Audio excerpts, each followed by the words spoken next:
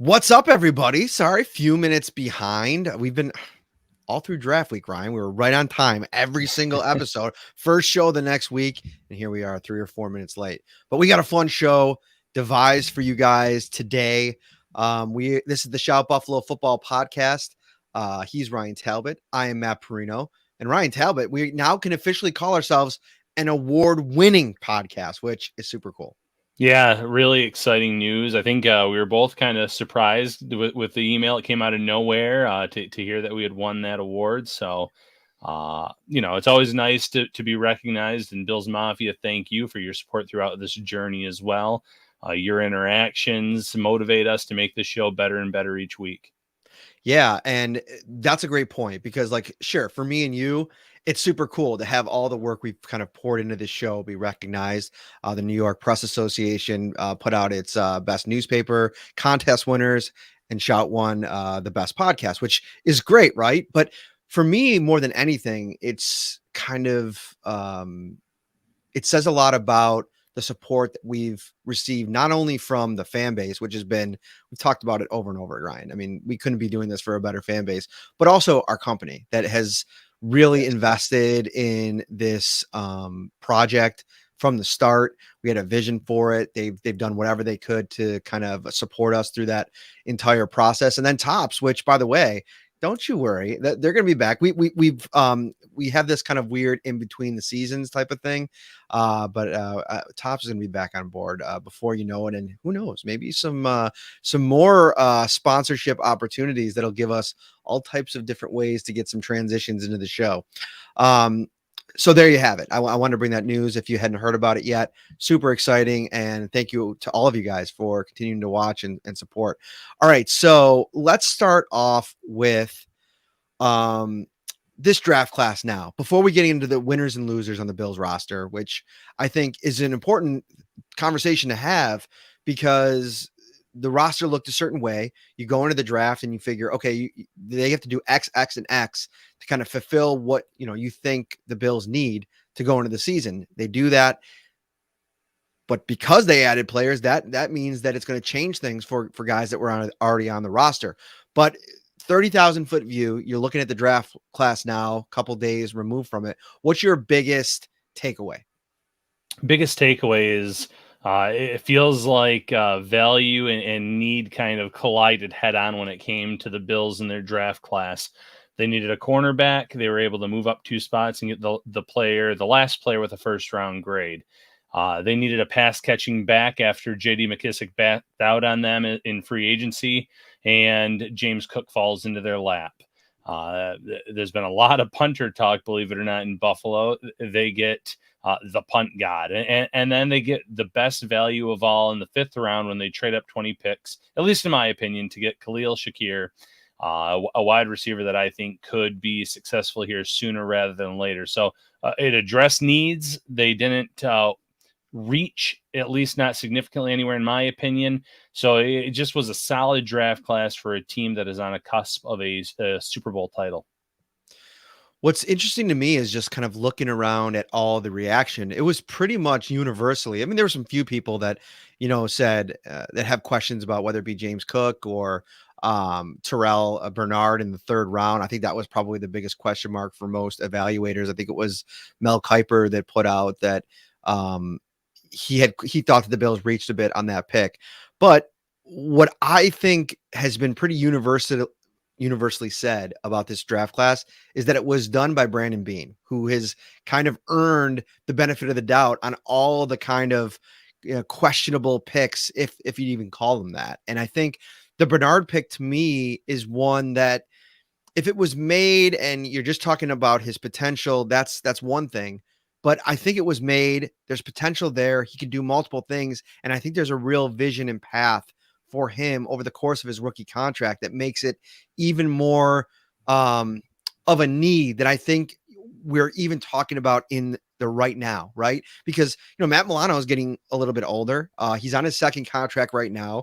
Injuries are always a concern, especially with the way that he plays. I mean, maybe we don't talk about that enough. Matt Milano, an undersized outside linebacker, he does everything. He blitzes, he battles offensive linemen, he plays against tight ends. He's always flying around, he's always hitting, he's always kind of in the mix with those big bodies, the line of scrimmage. So, that takes a toll on you after a while. And so it's something that I think that the draft class overall, I think it's impressive for Brandon Beane to have gotten the haul that he did. Because there were questions about it. If you don't get that cornerback where they got him, you never know how the draft could play out. They could get into day 3 and not even still see an area to go after a guy that they really like. And so I think just that need in and of itself, the immediacy of 2022, that's what really kind of ratcheted up the what I would grade this overall class. Yeah, no, that's well said. And the what ifs are always interesting. And in the case of the Bills, they didn't have to worry about what if. They were able to get their guy. But how would that have changed their board if Elam had gone? Would they have traded down to try to get a different position? Would Kyler Gordon have been on their radar, or a different cornerback altogether? Luckily, the Bills were in a spot where, despite picking, late in the draft, 25th overall originally, they were still able to get their guys just with a small move up. So, starting with a small move up in round 1. Very good. Bad timing there. Speaking of the king of the transition, that was a big L on my part, going for the sip right as you were passing back the baton. All right. If you're watching on YouTube, welcome in. Thank you so much. Hit that like button, subscribe to the show as well. We'd really appreciate it. We're trying to get up to 6K, Ryan. We can 6K here before training camp. That'd be pretty cool. Biggest winners from the draft. Let's start there and on the roster itself. And I'm going to start with Tremaine Edmunds for me, because I think there was a lot of questions, like especially with where the Bills were picking. Had this draft gone a little bit differently and the cornerbacks were off the board, like you mentioned, it would have been really interesting to see which direction they went with that pick at 25, because there were some middle linebackers that I think would have been interesting at that spot. And if not at that spot, maybe on day 2. But what we do know is we come out of this draft and the Bills do not address the middle linebacker position. Terrell Bernard is not going to be playing Michael linebacker for the Buffalo Bills. So that is, telling me that this team still believes in Tremaine Edmunds. There is no backup plan. Now, going into the last year of his deal, he could have a big year. They could decide not to bring him back after that. They can decide to franchise tag him after that. There's plenty of options still with the player. But I think the fact that they didn't go out and draft a guy that can maybe be the replacement plan tells me a lot about what they still view Tremaine Edmunds as in this defense. And Ryan, I put it out there the other day. I had a bit of my first bold prediction of the offseason, and I said, I think Tremaine Edmunds is about to be an all-pro, first team all-pro this year. Yeah. That's how good of a season I think he's going to have. Now, there were obviously some concerned Bills fans in my mentions after I put that out. But I will say, over 2,000 likes on the tweet and less than 150 replies, and not all the replies were negative. I think people are kind of coming around on the idea that this Bills defensive line is a scary, scary group of players. I mean, they go 9 deep at this point. They're going to be featuring Shaq Lawson and Jordan Phillips at 7 and 8 in the rotation. Those were their top 2 guys 2 years ago. So I think with all of the added bulk, especially on the interior, listen, Tremaine Edmunds, maybe it'll never come full circle. Maybe he'll never be this instinctive, hitting the right gaps on every single play type of linebacker. But if you have more disruption in front of you, that clears the path a little bit. It's going to be harder for offensive linemen to get on him to make him shed a block because of the work that I think this defensive line is going to do in front of him. Yeah, no, I love that. And listen, I'm not sure I agree with the all-pro comment, but that's okay. I do agree with you that this defensive line is going to be a lot better. They're going to clean things up in front of Edmunds, make his life a lot easier so he can kind of come in and cause destruction of his own. Jones, Tim Settle, they really upgraded the middle part of that defensive line, obviously off the edge with Von Miller as well. But it's that middle part of the defensive line, upgrading that, it's going to really help Edmunds out. And you're right. The fact that they didn't go with any linebacker options in this draft class that would be those Mike or middle linebackers. They went with undersized guys, guys that were very similar to Milano in the height, weight, speed. There's no real threat there for him. Now, I'm in the camp of let him play out this contract, let him play this year, kind of prove it deal. Because even if you try to sign him now, it's going to cost a lot of money. Will it cost more if he has an all pro season like you're predicting? Absolutely. Mhm. But I would rather pay him after I've seen it, after I know that he's capable of doing that. And if you feel like he really hasn't grown enough at the end of this year, then that's the time that you can probably part ways with him, or you can franchise him and bring someone in via the draft that can eventually take over for him in this role. I'm going to transition to one of my biggest winners here, Matt. I'm going to go with the young defensive ends on this roster. Obviously, they brought in Von Miller to kind of guide this group to be that difference maker. But we were talking leading up to the draft about how the Bills were maybe a player away from AJ Epineza being on the outside looking in. He was one of those players that were in those hypothetical trades to move up and things of that nature. He's going to be able to come in here now after the Bills really didn't go out of their way to further that position and be able to compete. Obviously, you have Greg Rousseau, last year's first round pick, Boogie Basham having an opportunity to get more playing time this year. I know he was inactive a lot last year, but I thought he had his moments where he flashed when he was active, when he was on the field. He made some really nice plays. So I thought the young pass rushers that are currently on this team were Mhm. kind of big winners after this year's draft. I'm big time on the Boogie train. Like I think that Basham is going to be one of my players to watch in training camp. And when I'm starting to put together and formulate that article in my head that I put out before camp every year, guys that I'm watching that I'm taking an extra bit of attention and interest in, Basham is the guy for me. Because I thought down the stretch, I think we kind of glossed over a little bit Mm. some of the strides that he did make, and now the potential for those strides over the course of 8 months in a true offseason where he gets the full offseason. Like, listen, we learn usually around this time when mini camp starts and so on and so forth. The guys that have been kind of hanging around the building, AJ Epinesa was that last year for the Bills. He was in the building all offseason. Now it didn't necessarily translate much over sustained success for the season for Epinesa, but he did have that one big game, which I think, listen, if there's anything that you could have to happen, to build off of, that was the kind of game that you want to see. So I'm not closing the book on Epinesa either, but I think that there is a potential big time role for Basham that, Rousseau's going to be out there. Mario Addison just signed with the Houston Texans. Jerry Hughes still on the free agent market. And it'll be interesting to see over the next week if some of these other dominoes start to fall. I mean, there's some guys out there. Emmanuel Sanders still hasn't come out with his official decision. We're going to talk about that in a second. Jerry Hughes is somebody that maybe he's continuing to shop around. Maybe a team didn't get an edge rusher in the draft and they wanted to kind of throw some money at him. But where are you at with that, actually, before we progress? We're talking about Boogie Bash and we're talking about these young pass rushers that the Bills have, and they added Shaq Lawson into the mix. Is the door kind of closed on Hughes, or do you think there's a scenario where if the money were to work, Brandon Beane would welcome him back in here and say, hey, it's Shaq versus Jerry for that fifth defensive end spot? Yeah, no, if the money's right, I don't think you're going to close the door on Jerry Hughes. I think you'd feel better about your depth having him in here, having him at training camp competing for that role. I think he'd be the odds-on favorite over Shaq Lawson, in fact. But it comes down to the money, and it is a little bit surprising that Hughes is still out there. Obviously, I didn't think he was a first wave player in free agency, but I wasn't expecting him to still be available pre-draft.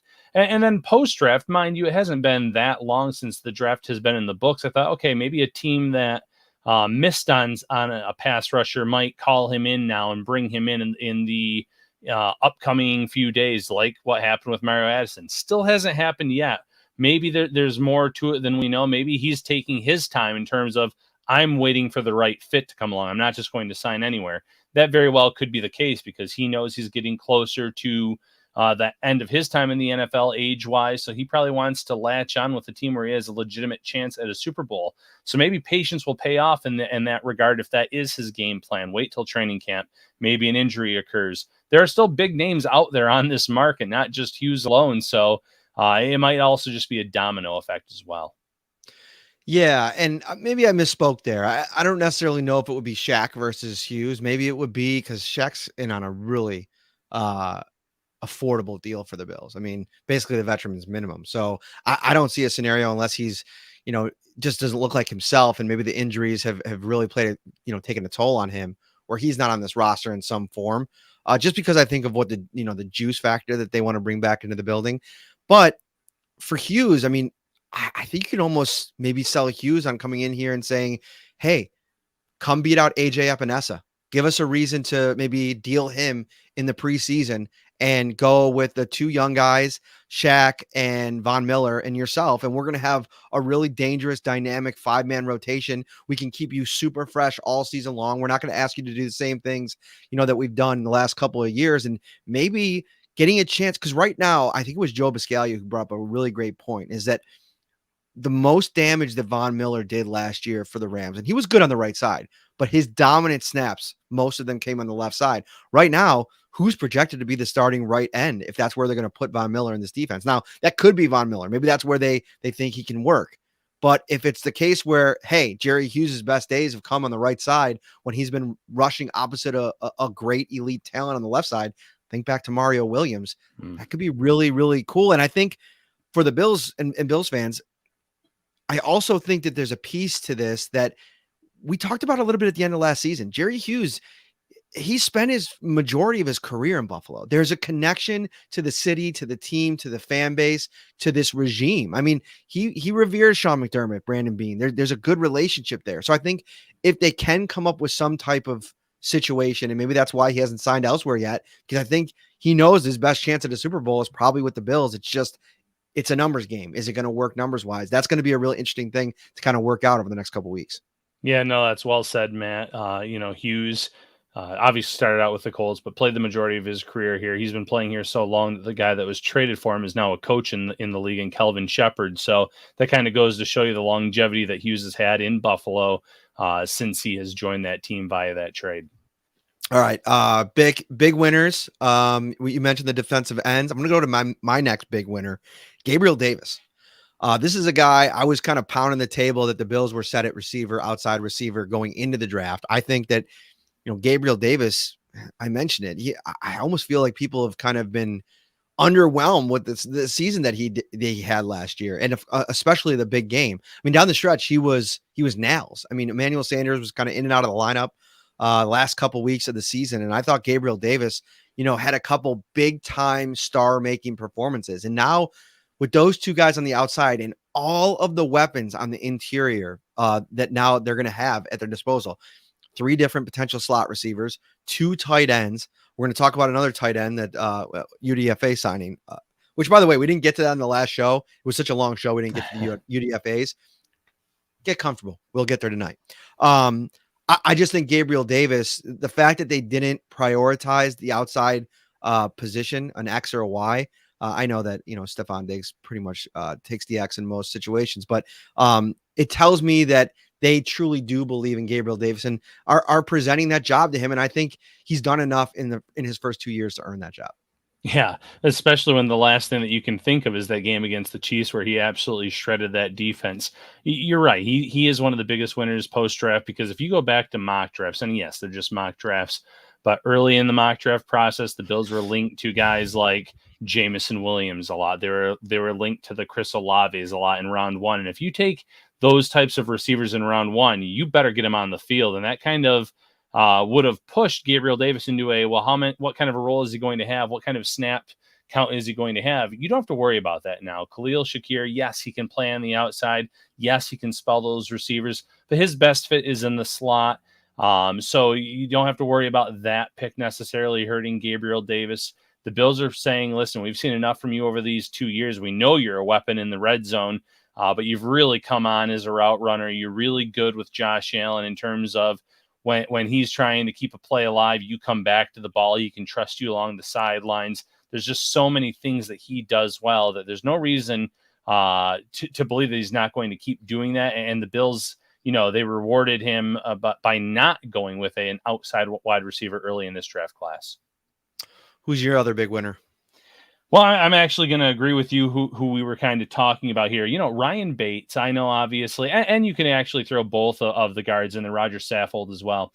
The Bills came into this. They have one veteran at the position. Then they have Ryan Bates, who they signed to that they matched the restricted free agent offer. You could have added another interior lineman into that mix. We were talking leading up to the draft, the Zion Johnsons of this draft class. Obviously like a Tyler Smith who went to the Cowboys, other guys like that. And the Bills really did not feel the need to address that early on. I think that they know what Bates can do. They know how versatile he is. But in those starts that he had last season, he proved his worth as a blocker. They know what they're getting in Roger Saffold this year. Now, mind you, he's had to get out of games at times. He's getting up there in age. They might have to have a backup plan in place for him, but I think that the guards in this on this current roster, the starting guards, were also big winners in this draft class. No, I love the Bates call because I thought interior offensive line could go as early as the first round, and the Bills didn't even address it in the draft. I mean, they I asked Brandon Bean about it. Cody Ford, they have high expectations for him going into his final year. It's a prove it year for him in all ways, not only for what he can do with the Bills, but to other teams that maybe, after this season, if he's able to get a couple starts or get a couple of times where he's thrown into the action, what he puts on tape this year is going to be really important for him. So yeah, I think Rick Bates was a big winner. And the money that they gave him to me was always kind of starter money, borderline starter money. I know they're not going to come out and hand him the job. They don't do that for almost anybody, but you still wonder, Brandon Bean loves adding depth and adding guys. And the earlier they draft a guy on the interior, especially that specific spot, the more pressure it puts on you to get him in the lineup. I think they learned that with Cody Ford, trading up for him, putting that kind of expectation on him very early on in his career.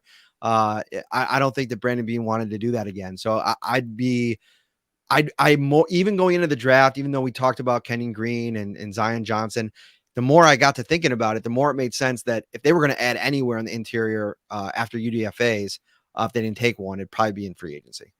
Yeah, no, absolutely. I'm going to transition here though, Matt, because I see in the comments someone that said Jonathan said one of the biggest winners in his opinion was Tommy Sweeney, and I'm actually going to disagree with that. He said, I'm going to put it up here in the chat now. Sweeney is feeling great right now since they didn't snag a third tight end. They didn't snag a third tight end in the draft.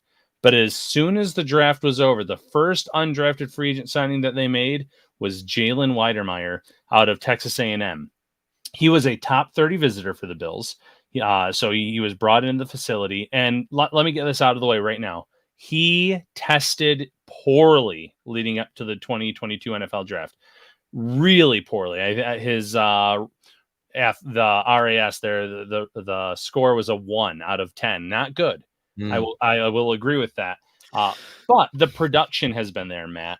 As a true freshman at Texas A&M, 32 receptions, 447 yards receiving, 6 touchdowns. As a sophomore, 46 receptions, 506 yards, and 6 touchdowns. And that was just in 10 games. That was a very good stat line. And then even this year, 12 games as a junior, 40 receptions, 515 yards, 4 touchdowns. He is one of those sneaky, productive players. And I feel like Tommy Sweeney is at that crossroads right now in his career where we haven't seen him take that next step. And yes, COVID took a toll on him at one point.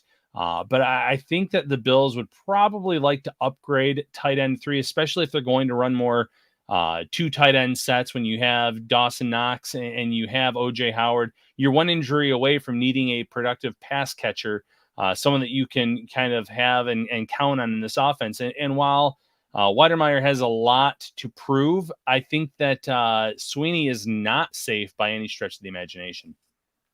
I'm looking at over his scouting report, Weidermeyer, that is. One thing I will point out, Texas A&M Aggie, so he's going to be a big fan favorite of Von Miller. He's got that going for him. But, one of the things that stands out to me on the weaknesses sides, because you're right, there is production there. He is he's got a big catch radius. He's a big dude. The pass blocking has been something that scouts or draft experts that pointed out as something that he needs to really work on. And one of the first things in Dane Brugler's scouting report when he's talking about his weaknesses is his routes lose steam and become predictable and rounded. Also, highly penalized player as well, which is something that I don't think the Bills are going to be very tolerant of. Penalties in this in this offense are, something that they dealt with last year at times, which I think really frustrated Sean McDermott. So if you're going to see that from an undrafted guy, he's not going to be around here very long. But listen, he's got a chance to, maybe get into their strength and conditioning program, get his body right, come to camp ready to prepare, ready and prepared, and then compete with Tommy Sweeney for that depth spot. I think Quentin Morris is another guy that I think is really interesting. And I don't necessarily think that they're done adding at the position. Like, it wouldn't surprise me if they went out and got a veteran tight end to bring here. Not a Jacob Hollister, but maybe somebody in that kind of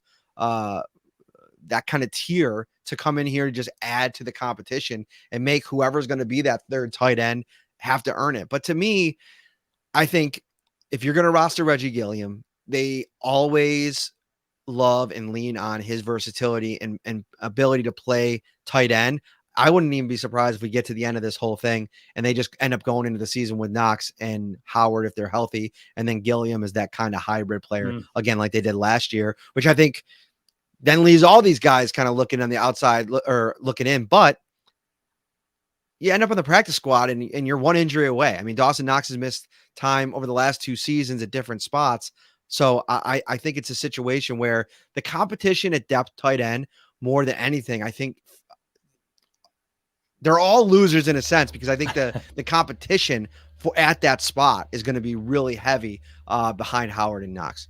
Yeah, no, and a great point on the injury front. OJ Howard has had a history of missing some time in his career as well. So you are just one injury away. So all those players, whether they're on the outside looking in when it's all said and done, they're at least competing maybe for a practice squad spot or to be the first guy called if something were to happen at that position. So great call there. Who did you have, Matt, among your biggest losers post-draft? Yeah, I wanted to quickly gloss over. We don't have to talk too much about him, but I thought Jordan Poyer was also another big winner. The Bills don't address the safety spot at all. I mean, Christian Benford, he could be somebody that transitioned to safety down the line, but he's a real developmental prospect. I don't figure him even into, if I was putting out a roster projection, way too early 53 man, which, oh, by the way, I might do over the next couple of weeks, so stay tuned. I wouldn't have Benford on there. I mean, you have to earn it. You have to show me something in training camp. So I think Jordan Poyer right now is probably going to, along with Drew Rosenhaus, pull up a chair to the negotiating table and see if they can't get something done over the course of the next couple of weeks. It'll be interesting to see. He obviously didn't report for the start of their offseason program. Once we get to like mandatory minicamp, business will pick up a little bit. So we'll pay attention to that. My biggest loser. So I could go in a couple different directions here. I have a couple interesting ones, but let me start with one that I think is a little bit off the wall. Jamison Crowder. And I know that when I first say that, you're probably sitting there like, what? He just signed a free agent contract. Cole Beasley's gone. Obviously, the fact that they went out and got him indicates what they feel about the need there, even with McKenzie already on the roster. But I think Khalil Shakir is going to put a whole new spin on this competition in the wide receiver room. And I think it's going to go everywhere. It's not going to just go for Crowder and McKenzie. I think Kumro is going to feel it. I think Isaiah Hodgins is going to feel it. And maybe we're putting a little bit too much pressure on this kid from the jump. I mean, ever since his name was announced, people have just been absolutely, talking him up. I mean, Bills fans are excited. Bills brass are excited. Media have pretty universally lauded the pick. But we're in a situation now where I just think that if he comes in here and shows the kind of dynamic skill set that people are talking about him having. I mean, Greg Cosell was on One Bills Live today, and he was talking about Shakir. He said Shakir was one of the players that he had circled of all the positions. Like, he goes through and he writes down a couple guys at each position that he likes. Shakir was one of them. He thinks he's going to be a dynamic playmaker in this Bills offense. If that's the case, I wonder if you're going to be in a situation where you need roster spots. And Jamison Crowder, going into his 8th season, he's had some availability issues. If he gets dinged up in camp or, in a preseason game, that could open up the door wide for Jamison Crowder. And I don't see a scenario where Isaiah McKenzie doesn't make this team. So I'm going to start there, a little bit off the wall, but I think Jamison Crowder can be in for a little bit more of a competition in camp than maybe he bargained for when he signed. No, I think that's a really interesting player to choose. The one thing I will say that probably works in his favor is his cap hit. I think it's like Mhm. 1.2 million. So it's Definitely. very very low. As long as he shows he's capable, I think it might be one of those end of the roster guys instead. But no, that's a great point, especially if Shakir comes in here and lives up to the hype that a lot of these draft analysts who have said, if the Bills would have taken him on day 2, I think I would have loved this pick. And instead, they get him in the second round of day 3, that being the 5th round, obviously.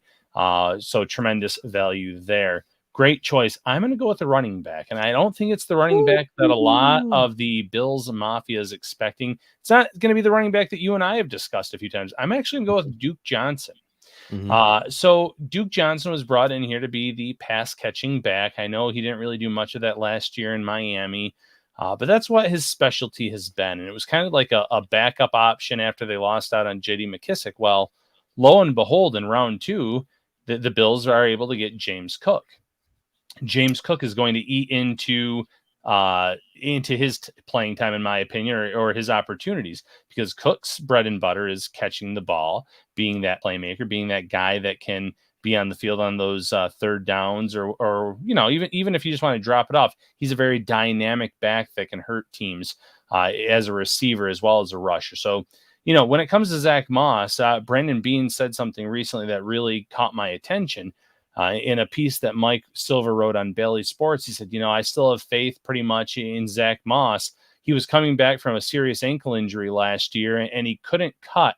I want to say he said on his to his left that well. So he's anticipating that Moss is going to be able to cut again the way he was before that injury. Probably be that short yardage guy that you can use and utilize in this offense if he shows that whatsoever. So of those backs that we've been talking about, I think it's actually Duke Johnson that potentially could be on the outside looking in. What do you think, Matt? No, I think that's a really astute observation. And when we were going over this list before the show, I mentioned Zach Moss was one of mine, but in a little bit of a different way. Listen, when the Bills signed Duke, I guess why I didn't even consider Duke Johnson is because I didn't really consider his roster spot locked when he signed anyway. I thought it was going to be a situation where he had to come in and really impress them and earn it.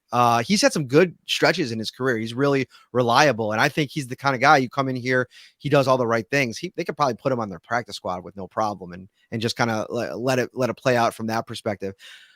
I said Zach Moss more so from not a long-term, like damning him in the Bills in his whole situation with the Bills long-term, just more so with taking a little steam out of the comeback here. Like you've seen, if you've paid attention to the off-season stuff, followed him on social media, he was appearing in some of those off-season videos down in Florida with Gabriel Davis. I think he was working out with him or maybe Isaiah McKenzie. One of those videos I saw him in there.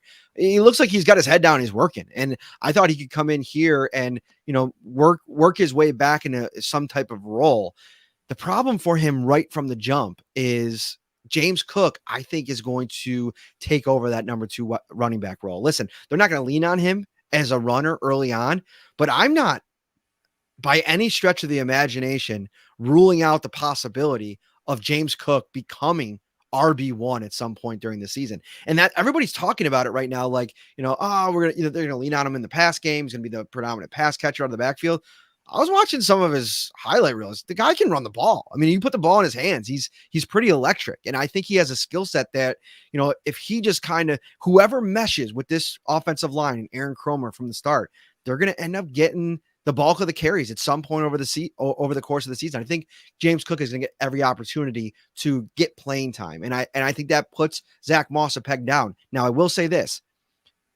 We've been talking a lot over the last couple of weeks about the succession plan of Devin Singletary. If they're not able to re-sign him, if he prices himself out with his production this year, everything Zach Moss does from the moment he shows up, which I think he's already there. And actually, that's where I saw him in a video doing the off-season program stuff in Buffalo.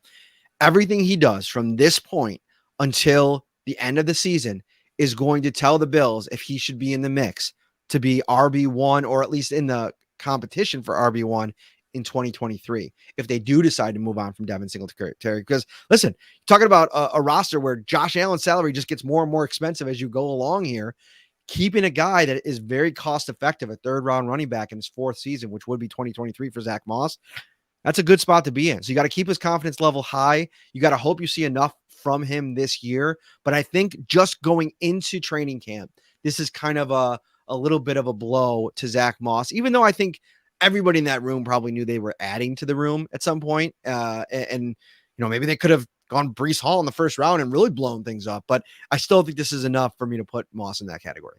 No, and that's fair. And, you're right. I think the Bills kind of played their hand a little bit when they tried to get McKissick, and they had agreed to terms on a deal, but then he had backed out. I think that was a major indicator around the league that, hey, the Bills are looking for a certain kind of back at least. And they're not settled on the room as it currently is. The last big loser, Matt, we both agreed upon on our list would be Dane Jackson. I still think that Dane Jackson is going to have a big role on this defense. I think he could be the starting cornerback, early in the year, depending on where Trey White is in terms of his health coming back from his very serious injury. But anytime that you take a cornerback in round one, there's a lot of incentive. As long as it's a neck and neck in the competition, you're going to give that job to your first round cornerback, and you're going to have him starting opposite Tre'Davious White when White's back.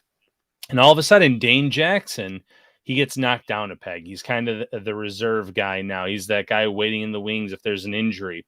And Jackson, to his credit, when he's been put on the field, whether it was his first year, whether it was last year, he's looked the part. He hasn't been perfect. He's let some guys get by him, but there's been more good than bad. So I think maybe going into this draft, he thought, there might be a chance that the Bills go a different route in round one, add some competition on day two of the draft. But if you add a cornerback, even if it's round 2 or round 3, those players aren't locks to start, in my opinion, even if they're neck and neck with Dane Jackson at training camp and in the preseason. They might go with experience, but when it's a round 1 corner, if all things considered are close, you're always going to go with that first round pick, in my opinion. What do you think? Dane Jackson can win the battle in the preseason and training camp, and Kyer Elam still starting over him if Tre'Davious White's healthy. Like, let's be honest. I mean, that's just the way it's going to go. I get it. What Brandon Beane, he's never going to come out and say that. This is a situation where, everything is earned. I get all that. But when you spend this kind of resource on somebody, I mean, if Von Miller's outplayed in preseason, depending on how much he plays, or training camp even, by Boogie, AJ, and Greg Rousseau and Shaq Lawson and Mike Love and whoever else you want to throw in the mix, that doesn't mean he's not going into the season and starting. And now I know Von Miller and Kyer Elam, two completely different players and stories, but my point is the resources spent to acquire those players puts them in a spot where they're going to be on the field. And so I think it comes down to, man, how ready is Tre'Davious White going to be? Because I think that the timeline is probably going to line up where they're really confident that he can get back by week 1. But do you want him to be in a situation where he has to be there week 1 and has to play from the start? Or do you want to kind of get him back into things slowly and ramp it up slowly? Maybe a timeshare. Maybe we saw that with Levi Wallace and Josh Norman work pretty good a couple of years ago. Maybe they do something where they say, all right, Tre'Davious White, you're ready to go week 1. You're Trey White. You're always working. You're every picture that we've seen of Kyer Elam, Tre'Davious White has been in the background waving and smiling. Okay. So he's almost ready to go as it is. I'm sure they let it. He'd probably try to play if they let him. It's just how he's wired. But I think you get him in a situation where you say, all right, give us 30 snaps a game for the first month of the season. Let's work Kyer Elam and see how he does. We'll have Dane Jackson to throw out and say, listen, we'll just kind of roll it that way and not have to put too much pressure on White from the jump. Yeah, no, I love that. And a week and a day from today, Matt, we're also going to have the 2022 NFL schedule release. And the way that they unleash Trey White could be based on where I know it.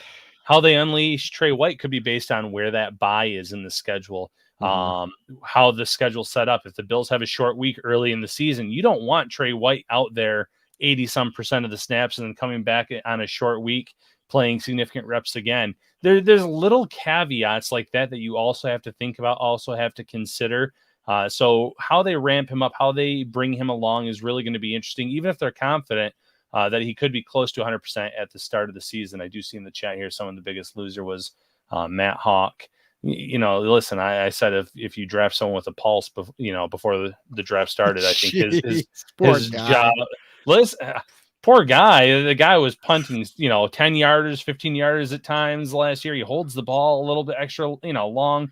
The only thing that saved him last year, in my opinion, was the fact that in season it was hard to find someone that you could trust to hold for Tyler Bass. The Bills now have from May until the start of the season for the punt god to show that he can hold that ball, he can do those responsibilities. And even if he doesn't have ideal hang time, he has a much better leg. I think that he's obviously a draft pick, albeit day 3. I think you're much more likely to carry him on this roster. So yes, Matt Hawk certainly in danger. Check this out.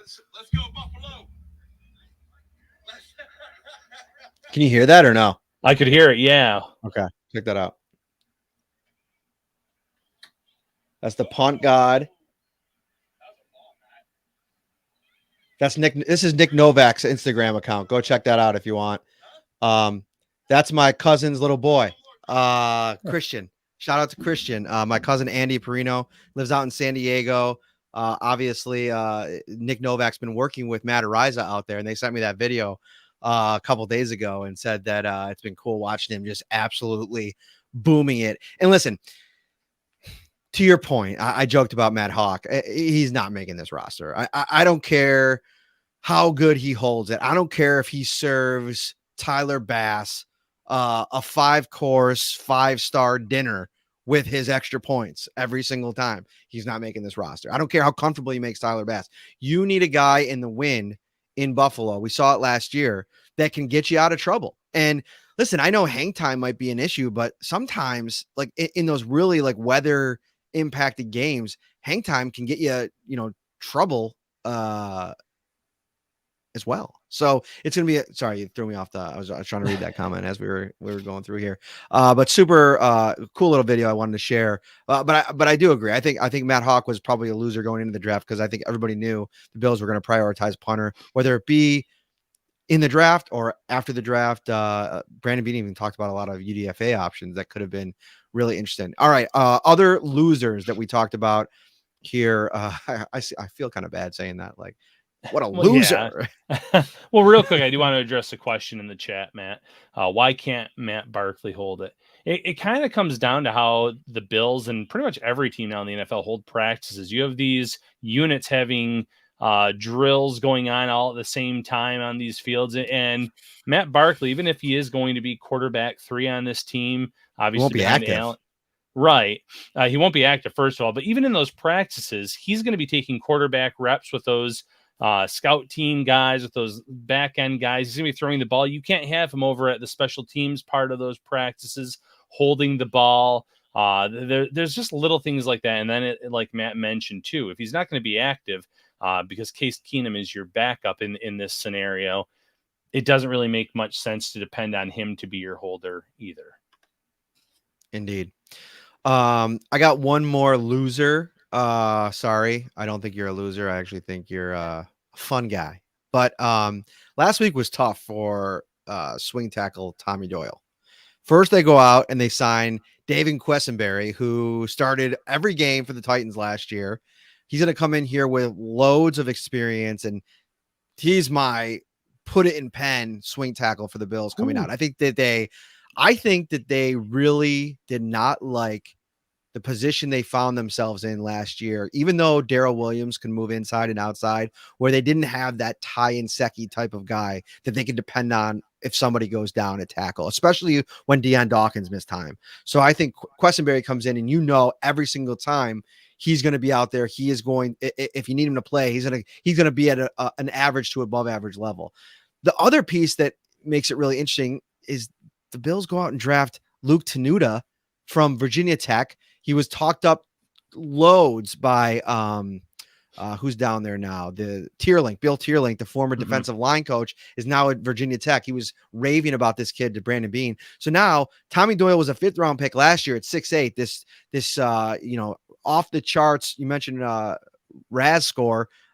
This kid comes in and he's in the same ballpark. And so now you have another rookie that you're going to have to compete against with. You have Quessenberry, who's going to come in here and probably be the odds on favorite to win the job anyway. I think Doyle's in a spot where it's like, man, I just was finally feeling like I was gaining some momentum towards the end of last season. And now it's like, and it's always going to be this like this for day 3 picks. I mean, Levi Wallace was fending off, folks Yeah. his entire career here, but it's just a situation where, Doyle was sitting pretty 2 weeks ago, and it's a much different spot he sits in today. Right, yeah. If I needed a guy to pound beers at a Sabres game, Tommy Doyle, top of my list. Saw him chug about 4 of them last week, making a great first impression on Kyrie Elam at the game that he was at. But you're right. Questenberry brings experience. That's something that the Bills covet, that they value. It's why this regime had Ty Inseki on their roster for so long. Despite, his better days being behind him, the experience was always there. If you needed someone to get on the field, you could trust him. Doyle, when you needed the extra lineman out there were things that he did okay, but did you want him out there if Deion Dawkins went down or in this, in the case of this year, Spencer Brown goes down? You probably don't want that guy out there. There's not enough film on him to show that he's been capable of handling that responsibility. So you're right. He is definitely someone that is on that roster bubble. Another great question here in the chat, Matt. Do you think that the Bills would bring in another quarterback challenge Case Keenum? No, I think Keenum is among, this is not a Trubisky where I think Trubisky you could talk about as a top 2, top 3 backup quarterback in the NFL last year. Case Keenum's still a top 10 backup quarterback. I don't know who you would bring in to really challenge him for that job. They sent albeit a very late draft pick for him. I just think that Keenum is 100% safe in that backup role. Ronald Ringler over on YouTube says, let Coach Cromer sort this stuff out. We will, Ronald. Don't you worry about it. We just thought it might be something on a Bills podcast to chat about. Apologies, Ronald. No, I just tease. We will let Coach Cromer. As a matter of fact, I'm excited to actually talk to Aaron Cromer. I think we'll probably get a chance over the next month or so during rookie mini camp. Interesting enough, Ryan, I started looking at, you did a great job, by the way. Shout out to Ryan Talbot. Go over to the website, about 6 or 7 headlines down. You can find the UDFA tracker. I think it still might be pinned on his Twitter account. It lists all the guys that the Bills signed as unrestricted free or undrafted free agents. Syracuse defensive lineman Kingsley Jonathan in there. Shout out to the Cuse alum. Some interesting names in here in the research that you did, because obviously you were paying really close attention to this, talking to agents, so on and so forth. Who was the guy that really, outside of Wademeyer, that really stood out to you that the Bills were able to sign? I'm going to give you 2, actually. I'm going to give you Alec Anderson. He was a UCLA offensive lineman. His uncle is Buffalo's assistant special teams coordinator, Corey Harkey. And this was a player that was projected to be undrafted, but he was listed as a priority free agent by a lot of these experts. And for any Bills fans listening or watching right now, if you're a priority free agent after the draft, that means that's a player that teams are going to want. So the Bills, maybe they lucked into getting him because, hey, your uncle's here. He can kind of show you the ropes in Buffalo, help you around. He's a player that I really like. He brings experience to this unit. He started a lot of games. He's someone that I think could be maybe not in the mix for a spot on this 53-man roster. Maybe you start him out on the practice squad, but I think he has the skill set to eventually be a contributor, a depth option on this offensive line. So he's one. And I'm going to go back to the running back. Raheem Blackshear, Virginia Tech running back, very productive, probably regrets comparing himself to Deebo Samuel a little bit before the draft. I wouldn't call him Deebo Samuel, but he can do a lot for an offense. He was very productive at Virginia Tech. And one thing that really stuck out to me is he really talked a lot about a pre-draft meeting he had with Bills running backs coach Kelly Skipper. He said, this guy really challenged me. He asked me a lot of really interesting questions. He showed me a lot of different formations. The fact that when he went undrafted, the Bills were after this guy so hard tells me that he answered all those questions pretty well in the opinion of Kelly Skipper, to the point where Skipper probably said, listen, he's a guy that I want to bring in as an undrafted free agent. Is there a path for him to make this roster? Maybe not. When you draft Cook, you already have Singletary. We talked about Moss and Johnson, But maybe this is that player that, I was a big Antonio Williams fan. He's now with the Giants. Maybe this again, someone that you stash on your practice squad. If an injury occurs, he's the guy that maybe you bring up. The talent is there. You can use him in a variety of ways. You could use him on special teams as well. So those are three guys, and including Weidermeyer, obviously, that really stood out among those undrafted free agent signings, Matt. Yeah, I didn't watch. Obviously, I don't watch a lot of college football, but I will talk a little bit about Jonathan. I think it's interesting the fact the Bills didn't add any defensive linemen in the draft, and there's no path to really the roster here for Jonathan. But it's 6'2", 259 pounds, 82 in an eighth inch wingspan. I mean, the dude is really long. He is pretty athletic. He ran a 4.75 40-yard dash at the combine. So this is a guy that you can get in here. We've seen guys where over the years the Bills have really liked. I mean, Mike Love comes to mind as a guy that has just stuck around. Before him was Eddie Yarbrough.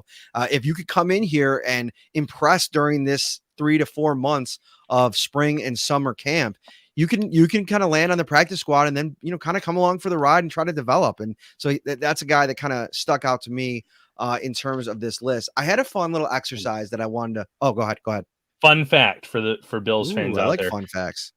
Maybe Kingsley, if he does not make this Bills roster, maybe he'll be the next Rock or Hulk Hogan or Stone Cold Steve Austin. He was approached, Matt, pre-draft by a WWE talent recruiter. So if this football thing doesn't pan out for him here in Buffalo, or if he wants to keep trying it out, the WWE is actually interested in bringing him in as a pro wrestler. I just thought that was kind of neat. He has the Syracuse ties. He's already getting interest elsewhere. Just something to kind of keep an eye on, because a lot of those superstars in WWE were former football players, like Roman Reigns, etc. I like it. If there's wrestling WWE factoids, we know that Ryan Talbot's dropping them. All right. So I had one little fun exercise we could do here before we get out. We gone about 51 minutes. We got about 5 or 6 left. Give me one player that nobody's really talking much about, that, and this might be something that we got to talk through right on the program here. And by the way, Jessica over on YouTube says Darrell Williams is someone I would love back on the roster. Very interesting. I brought this up on Danger and Battaglia. Talked about Jerry Hughes at the top. I mean, if Williams continues to stick out there, and maybe he's sticking out there because he wants the money that he left on the table with the Bills when they cut him.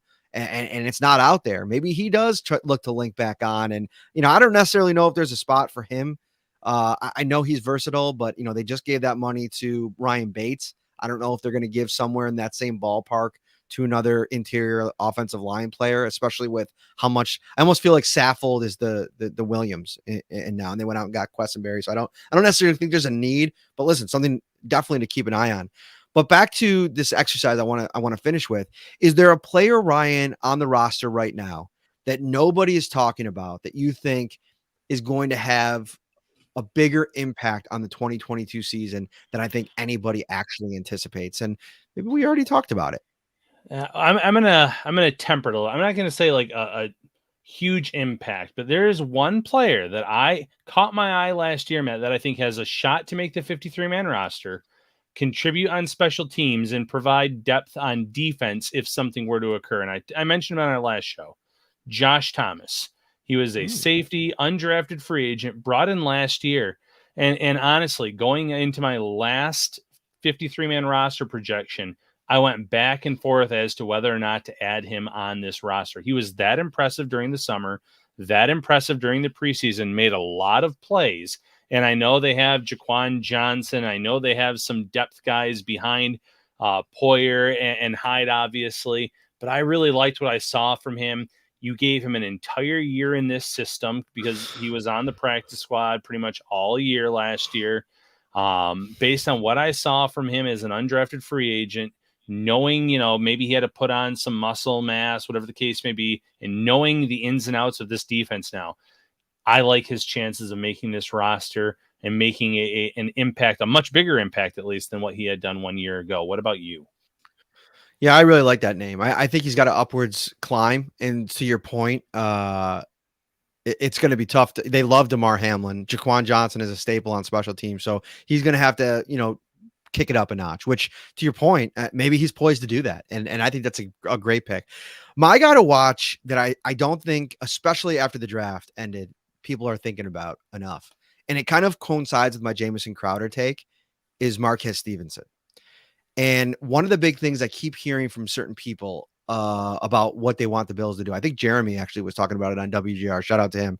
We gotta get him back on the show soon. Is going out and getting a guy that could stretch the field, that you could count on to run a post pattern.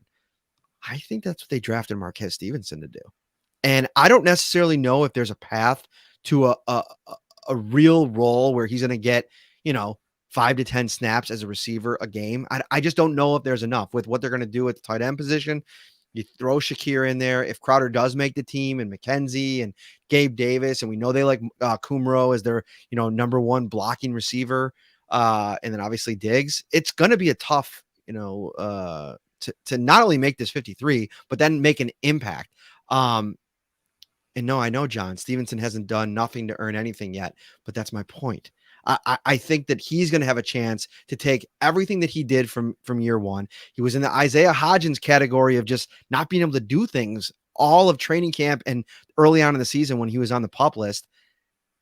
He had half of a rookie season. Let's be honest. I mean, most of the time I saw him out at practice, he was walking around on the side doing work with the strength and conditioning team.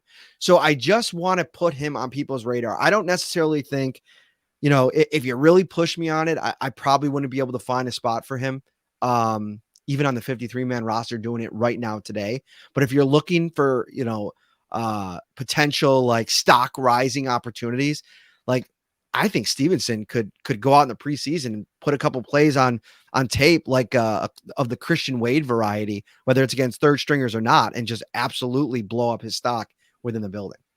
Listen, I actually like that pick, and here's why. When we were talking about winners and losers, Matt, one of the biggest losers post-draft was the Bills' return game. They really didn't address that. They didn't really add someone that's going to handle those responsibilities, and Stevenson had his ups and downs last year. There's no denying that.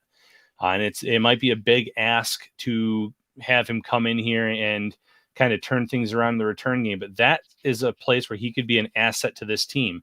And the Bills have shown over the years that if they have someone that they feel can handle that job, they'll keep you on this roster. They'll find an extra roster spot for you. And it's not fair to compare him to Andre Roberts, who was obviously a high-end return man at that, when he was with the Bills and before he was with the Bills. But if he can prove himself this summer as a returner, that can get him his foot in the door where maybe you can give him a few gadget plays. Maybe you can run him on some routes on offense as well. So don't shut the door on him just yet. He obviously has to answer the bell this summer as a return man as well, where he did leave a bit to be desired last year. And this is a dude that like 4.45 40 time fine. Like that's not blowing anybody's doors off, right? I mean, you got to get in the 4.3s these days to really get people excited about what you can do with your long speed. But I think there's versatility to Stevenson's game that people are forgetting about. And this is a guy that ran a 6.46 second 3-cone. I think it was at his pro day. And that is literally in the 100th percentile of receivers. It's one of the best 3-cone times ever ran by a receiver. So we're talking about elite athleticism when this kid is healthy. And the fact that they haven't done anything significant at the receiver position on the outside tells me that, maybe he falls into that Gabriel Davis pot. Like if they don't go out and get a receiver right now, Ryan, and Marquez Stevenson really impresses them throughout the, training camp and the preseason, maybe he makes the roster over Jake Kumaro, and maybe he is wide receiver 3 on the outside that gets opportunities when Davis or Diggs need to come off the field if one of them is banged up. I don't think it's crazy to think about, and he has the kind of athletic profile that I think you can get excited about. Now, maybe Shakir comes in, and I know a lot of people are talking about him as a slot option. Maybe he shows real chops on the outside, and that kind of quells any momentum that, Speedy could kind of come up with. But just something to think about. Like it's May 4th. May the 4th be with you, by the way. Yes. And we got to talk about football stuff, Bills football stuff. And this is a fun one to talk about, I think. Fun question to talk about. I agree completely. And, one more receiver mentioned. Do you guys feel McKenzie gets cut? John Marlowe? No. He's in that boat of the Levi Wallace. We've mentioned him a few times, obviously, with the Pittsburgh Steelers now. But I just feel like every year that there's talk that maybe this is the year he doesn't make the roster, or this is the year he loses a job, and he always answers the bell. He always shows his value to this team. The fact that the Bills, wanted to bring him back this offseason, he was one of the first free agent signings or re-signings that they had. He's a part of their plan. They like what he can do. They love what he brings to the locker room as well. And I know that's just a small part of it. But no, I do not see Isaiah McKenzie being off this roster whatsoever. What about you, Matt? No, that's it. No, he's not going to be off this roster. He means too much in the building, and he's versatile. And I mentioned what potentially Marquez Stevenson can do. I still think there's untapped potential to what McKenzie can do in this offense. So that'll be something that we definitely talk about over the summer. The wide receiver competition is going to be a fun one. Maybe a little bit under the radar with how really competitive it's going to be past Diggs and Davis. I'm excited to see how that shapes up in training camp in the summer, obviously. Yeah, no, well said. Yeah, I agree, Chris. They're not going to cut the face of the franchise. I saw somebody in here asking about the cap situation. I think Sal Capaccio from WGR put out a tweet yesterday. I saw the Bills, after signing their rookie class, are a little north of $5 million in cap space. So they're going to have to do some work to have some wiggle room, even going into the season. And maybe that ends up being a Jordan Poyer new contract and restructure this year. Maybe take a little bit off the top and of the base of this year. I mean, his base, look this up. I think his base is around $8 million this year, maybe $7 million. Let me see. We have the internet, Ryan, and so I feel like sometimes when we're talking about this stuff, why guess when we can just literally hit Right, that's Jordan true. Poyer contract and tell you right now his base salary this season is 5.6 million. So if they converted, let's say maybe a little bit north of 4 million, I mean that's considerable amount of money. And then you push some of that down the road, maybe add on a couple void years, get Poyer the guaranteed money that he wants. You're probably looking in the neighborhood of 25 to 30 million guaranteed over the life of maybe a 3 or 4 year contract. And maybe the number looks a little bit more intimidating than the contract ends up being. And that's where they land on a place where, all right, you make your first team all pro happy. And then meanwhile, give yourself some, maneuverability here in 2022. Sure, and that's something that Brandon Beane does extremely well. Every team, when the contract comes out, it's not what it says, but he always has outs. He always has those a little bit of flexibility, things that you can do with those contracts. So yeah, I think you stated that pretty well with the possibilities of what could happen with Jordan Poyer. Thank you so much, everybody, for all of your continued support. You made draft week the biggest draft week of Shout podcast history. So many downloads, so many views, the activity on YouTube. Amazing. Do us a favor, like this video before you go, subscribe to the channel as well. We'll be off the rest of the week. We're going to get some shut eye. Actually, Ryan and I are going to another award ceremony this weekend in Syracuse. So that'll be fun. Maybe we'll do a little live video or something from there. I don't know. We'll both be dressed up, so we might as well do something with it. I don't know what we'll do yet. But look for that maybe on Twitter, and then subscribe on all the audio platforms as well. I know most of you guys in here watching live get it during the live. You come in here, you participate with the comments, but if you ever got to leave early or you arrive late, it's easy to get the full edition of the podcast over on the audio platforms. Apple, Spotify are the big ones, Stitcher and Google as well. All right, for Ryan Talbot, I'm Matt Parrino. Enjoy the rest of your week. Downshift, because we're going to upshift again next week. Bills rookie minicamp begins. It's going to be fun. A lot of fun players to look at. Take care, everybody.